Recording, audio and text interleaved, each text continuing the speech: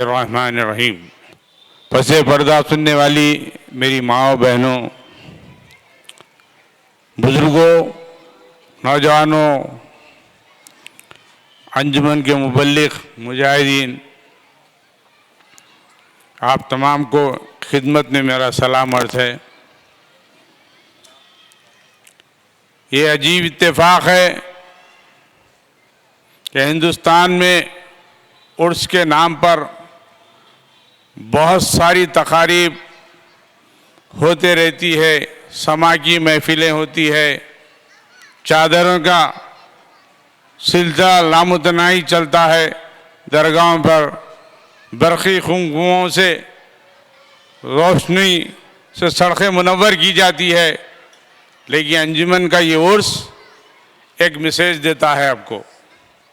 बैनुल अक़वामी conference के नाम पर सही उर्स का इस्तेमाल कर कर यहाँ मुख्तलिफ मज़ाहिब के मानने वाले, सिख हो, ईसाई हो, हिंदू हो और मुसलमान, सभी को बुलाते हैं और दीन हनीफ की तबलीग के सिलसिले में जो काम उम्मत मुस्लिमा का है उस काम को पहुँचाने के लिए ये अंजुमन के मुजाहिदीन खरिया खरिया फिरकर, मठों में जाकर, मंदिरों में जाकर, गिरजाघरों में जाकर, गुरुद्वारों में जाकर दीन इस्लाम की शमा को रोशन करते हैं और उनकी किताबों से, उनके असलूब से और उनकी रामायण महाभारत से ये बतलाते हैं कि दीन हनीफ अल्लाह के रसूल सल्लल्लाहु अलैहि वसल्लम ने जो 1400 साल पहले पेश किया था वो तुम्हारी किताबों में मौजूद है। हमारा इस्लाम यूं तो आदम अलैहिस्सलाम से चलता आ रहा है, लेकिन इसको रिनोवेट किया गया 1400 साल पहले।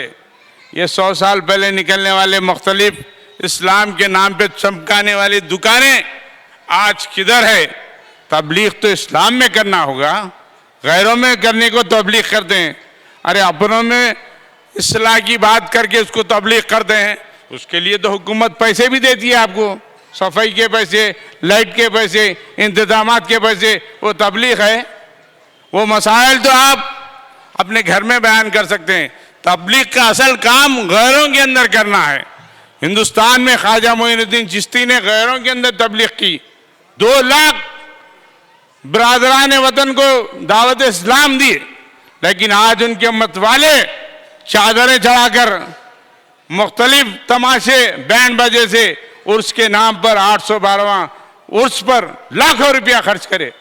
कहीं तबलीग पे खर्च हुआ? बिल्कुल नहीं। 1.5 लाख की चद्दर खुंदले में चली जाती है, मुजावरों की जीनत बन जाती है, फरोख्त होती है। क्या इसका इसराफ नहीं तो क्या है? दीन के नाम पर मौला ख्वाजा मोइनुद्दीन चिश्ती ने ये नहीं कहा आपको काम करना है, वो काम करना है जो दीन का असल काम है, तबलीग।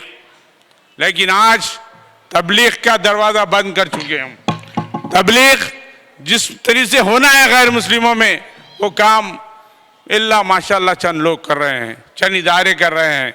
मैं उनको सलाम करता हूँ। उन इदारों में अंजुमन का भी शुमार होता है। अब थोड़ी सी नजरियाती इख्तलाफात किसी में है तो हम जबान उठाकर कुफ्र के फतवे सादर करते हैं।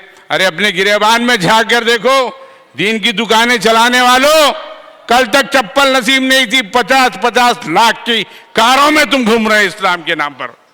और इनको देखिए, लिबास तक सही मुयस्सर नहीं है, अल्लाह का काम कर रहे हैं, उन पर तनकीदें करते हैं। ठीक है, आपको अपना अंदाज प्यारा है, लेकिन आज काम होना है गैरों में, दीन का काम होना है, दीन इस्लाम की तबलीग का काम होना है। हिंदुस्तान का माहौल जो बिगड़ता जा रहा है, आज फलस्तीन में क्या हाल है, आज कत्लेआम हो रहा है, कितने लोग मुजाहिदीन के हक में दुआ कर रहे हैं, कितने 54 इस्लामी ममलिकतें हैं। क्या बताइए उन ममलिकतों में किसी के अंदर मर्दानगी है जो उसकी मदद करने के लिए, फलस्तीन पहुंचने के लिए आज बड़े बड़े ऐश कदे मैसर हो रहे हैं? वो सरजमीन पाक जहाँ रसूलुल्लाह सल्लल्लाहु अलैहि वसल्लम ने अपनी जिंदगी में कुफ्फार की सूरत नहीं देखी, आज हिंदुस्तान की वज़ारत की खातून मदीने मुनव्वर का दीदार कर रही है।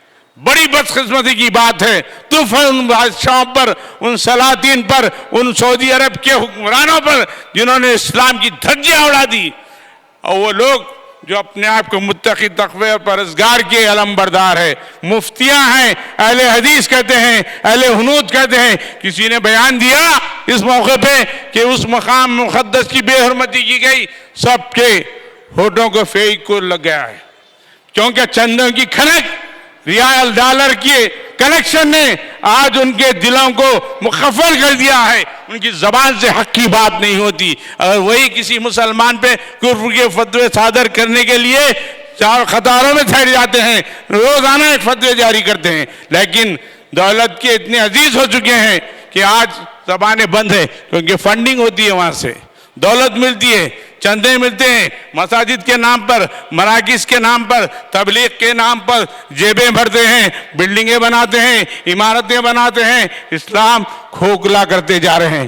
ये लिबास इस्लाम का पहने हुए हैं, मुसलमानों को धोखा दे रहे हैं, मुसलमानों को धोखा दे रहे हैं। और दूसरी तरफ वो आस्ताने जो किसी ज़माने में मराकिज़ हुआ करते थे तबलीग के, आज अल्लामा इकबाल के बकौल फिक्र रखो मत करो, जिक्र फिजा गाही में उन्हें पुख्ता तर कर दो मिजाज खानगाही में। इस तरह से हो गए कि वो तबलीग का काम ही ख़त्म हो चुका है। तबलीग के काम की अहम ज़रूरत है, अशद ज़रूरत है। आज हिंदुस्तान का माहौल किस तरह से माहौल, हिंदुस्तान एक गुलदस्ता है, उस गुलदस्ते में मुसलमान की हैसियत एक गुलाब के फूल की हैसियत है, लेकिन आज माहौल को यहाँ भी बिगाड़ा जा रहा है, फिरकावारियत पैदा की जा रही है। उस ज़मीन में जहाँ पर ख्वाजा अजमेरी ने अमन के गीत गाए, उस ज़मीन में राम के नाम पर यहाँ पर सियासत की जा रही है। एक मुक़द्दस बाबरी मस्जिद को तोड़ा गया, उसके खिलाफ फैसला दिया गया, मंदिर की इमारत तामीर करने की बात की गई। मंदिर बाबरी मस्जिद से 3 किलोमीटर दूर तामीर हुई। अरे तुमको मंदिर तामीर करना था तो हमने रोका नहीं था, लेकिन मस्जिद को क्यों मिसमार किया? उस मकाम पे मस्जिद के तामीर नहीं, अब जो कल उद्घाटन है 3 किलोमीटर दूर पे हो रही है, वो मंदिर 3 किलोमीटर दूर पे हो रही है, मस्जिद के मकाम पे नहीं है। क्यों फिर मस्जिद को शहीद किया गया? हिंदुस्तान के अमन को खराब करने के लिए, फिजा को खराब करने के लिए, सियासत मकसद बरदारी के लिए, माहौल को कशीदा बनाने के लिए यहाँ पर भी फसाद फितने किए जा रहे हैं। ऐसे में हमको अमन के पैगाम को आम करना, ये बैनुल अक़वामी मजहबी कॉन्फ्रेंस के मौके पर तमाम लोगों को बुलाकर ये समझाना इस्लाम के मुतालिक कि इस्लाम का अमन का पैगाम क्या है, मकसद क्या है। अमन और शांति का नाम ही इस्लाम है, इस्लाम नाम ही है अमन और शांति का। हमारे पास दहशतगर्दी नाम की कोई चीज़ नहीं है। ये आज हमको बदनाम कर रहे हैं। आज अमन की बात करने वालों, क्या दहशतगर्दी नहीं हो रही है? आज मासूम बच्चियां, मासूम खवातीन बेयसीम यसीर होते जा रहे हैं। फ़लस्तीन में बमबारी हो रही, हिरोशिमा नागासाकी से 4 गुना बढ़कर बम बरसाए गए हैं उन नहतों के ऊपर। आज वो अमन के अलंबरदार बैनुल अक़वामी तंजीमें, इदारे, अक़वाम मुत्तहिदा सब खामोश है। कोई फ़लस्तीन के बारे में इसराइल को दहशतगर्द नहीं बोल रहा है। अमेरिका तो मुकम्मल पुष्पनाई कर रहा है, रूस उसकी पुष्पनाई कर रहा है। तो बताइए, आज मुसलमान नहते ठहरे हुए मुजाहिदीन मुकाबला करें, अल्लाह की मदद उनके साथ है, किसी और मुसलमान मुल्क की मदद नहीं है। अल्लाह की मदद, ला इलाहा इल्लल्लाह मोहम्मद रसूलुल्लाह के नाम लेवा, अल्लाह के नाम पे बैतुल मुक़द्दस की हिफाजत, उसके तहफ़्फ़ुज़ के लिए जानें गंवा रहे हैं। मासूम बच्चों के हाथों पर उनकी माएँ नाम लिख रही है कि मेरा बच्चा मर जाए, शहीद हो जाए मलबे के अंदर, तो हाथ देखकर उसकी लाश को पहचाने कि ये मुसलमान फलानी की औलाद है, उसको दफनाया जाएगा। ये जज्बा, ये हुर्रियत, ये मिजाज इस्लाम का है। आज आप खानखानों में बैठकर मदरसों के चंदे चमड़े जमा कर क्या मुसलमानों को कभी जिहाद की तबलीग किए? कभी जिहाद का जज्बा पैदा करे मुसलमानों के अंदर? सिर्फ नहीं, अपनी इजारादारी चलाने के लिए फतवे जारी करते हैं एक दूसरे पे, कुफर के फतवे। अरे ला इलाहा इल्लल्लाह मोहम्मद रसूलुल्लाह का इकरार करने वाले पे किसी ने अगर कुफार का फतवा दिया कुफर का, तो गुनाहगार होगा, अल्लाह की नज़र में भी गुनाहगार होगा, क्योंकि वो इकरार करता है ला इलाहा इल्लल्लाह मोहम्मद रसूलुल्लाह। अंजुमन वाले भी इकरार करते हैं, वही कलमा पढ़ते हैं जो हम पढ़ते हैं, आप पढ़ते हैं। मैं अंजुमन का मुरीद नहीं हूँ, अंजुमन का बेइखा नहीं हूँ, लेकिन इनके काम की सराहत करता हूँ कि आज की सरजमी पर हिंदुस्तान जैसे मकाम पर ये लोग जो काम कर रहे हैं बिल्कुल यकीनन सच्चा काम कर रहे हैं।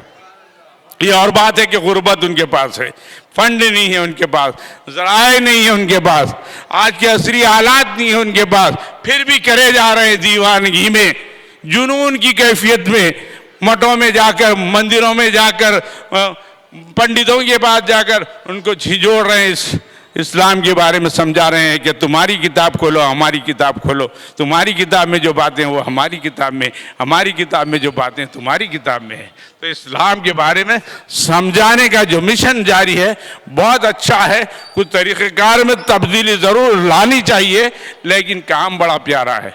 मैं इस काम से मोहब्बत करता हूँ, इसलिए पाबंदी से यहाँ आता हूँ। हमारे उस्ताद मोहतरम गौस खामिशी साहब हो या अफसर जी साहब, हमेशा वो लोग यहाँ पर आया जाया करते, बावजूद मुखालिफतों के, रुकावटों के, लेकिन हम भी इस सिलसिले को जारी रखे हुए हैं। काम को सराहत करना, काम से बुनियाद बनती है। आप देखिए उर्स के मौके पे ये कॉन्फ्रेंस को रखना एक कैसा मैसेज है।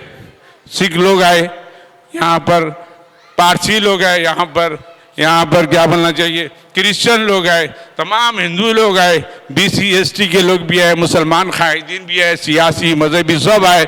भाई एक काम जो हो रहा है उसकी मुखालिफत नहीं करना चाहिए, काम की मुखालिफत नहीं करना चाहिए। काम होना चाहिए हिंदुस्तान में। ये ज़मीन ख्वाजा मोइनुद्दीन की सरजमीन है, चिश्त की ज़मीन है, जिन्होंने उस ज़माने में दाखिल होकर कम बेश 2 लाख लोगों को दावत इस्लाम दिया था। जो आज हम उनके तुफैल में ये सब जो नज़र आते हैं मुसलमान, यहाँ की सरजमी के बाशिंदे हैं, लेकिन उनकी दावत की वजह से हमने कलमा पढ़ा और इस्लाम कबूल किया। आज ऐसी सरजमी पर काम करने की सख्त ज़रूरत है। गैरों में मैं तो कहता हूँ कि एक एक मुसलमान, अगर 25 करोड़ हम हिंदुस्तान में है, हमारे भाई अगर हमसे 4 गुना बढ़कर 100 करोड़ है, तो हम एक एक भाई ये जिम्मेदारी लेके हमारे गैर मुस्लिम 4 भाई को कम से कम अपनी ज़िंदगी में 4 जन को मुतासिर शेख करें, हक़ की दावत दें, तो वो दिन दें कि हिंदुस्तान एक नया इनकलाब पड़ रहा होगा। लड़ने की, जंग व जदाल करने की कतई ज़रूरत नहीं है। अमन के ज़रिए से हक़ की बात को एक एक मुसलमान अपने ऊपर फ़र्ज़ आयद कर ले कि मैं अपनी ज़िंदगी में कम से कम 4 गैर मुस्लिमों के अंदर दीन का काम करूँगा, दावत का काम करूँगा, पूरी लाइफ में ये मेरी कामयाबी है। इस तरह से 25 करोड़ मुसलमान हिंदुस्तान के 100 करोड़ गैर मुस्लिमों पे मेहनत करें, तो वो दिन दूर नहीं कि हिंदुस्तान में एक नया इनकलाब होगा, एक नया तग़य्युर, तब्दीली आएगी और इंशाअल्लाह आगे रहेंगी। अल्लाह के रसूल ने फरमाया था कि मुझे हिंदुस्तान से ठंडी हवा आ रही है। इसी बात की तरफ इशारा है कि हिंदुस्तान से ठंडी हवा आ रही है। यही ठंडी हवा, यही है इसका मतलब कि आने वाले दिनों में हिंदुस्तान में एक तग़य्युर, तब्दीली आएगी और सब इस्लाम के साए में रहेंगे और सब कलमा गो रहेंगे। ये और बात है कि जिन हालात में चंद मुसीबतें हमारे पर आ रही है, मसाइल का मुकाबला करना पामर्दी के साथ डटकर, यही ईमान का तक़ाज़ा है। मैं इस मौके पर मुख्तसर ख्यालात के साथ अपनी गुफ्तगू ख़त्म करता हूँ कि हमारे पेशरो मुखर्रिर ने बहुत अच्छे तफसीली अंदाज में बातें आपके सामने बताई है और बहुत सारे लोगों को मुखातिब करना है। वाक़ुर दान अल्हम्दुलिल्लाहि रब्बिल आलमीन। खुदा हाफ़िज़।